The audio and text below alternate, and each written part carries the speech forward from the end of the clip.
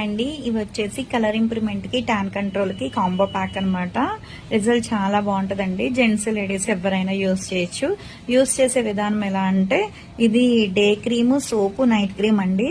మీరు ఇంట్లో ఉన్నా బయటికి వెళ్ళినా సరే కంపల్సరీ ఈ సోప్ తో ఫేస్ వాష్ చేసుకున్న తర్వాత తడి చేతులు అనేది క్రీమ్ లో పెట్టకుండా ఒక 5-6 చుక్కలు అనేది ఫేస్ కి అప్లై చేసుకుని స్కిన్ లోపలికి వెళ్ళేటట్టు పెట్టుకోవాలన్నమాట, రాసుకోవాలి.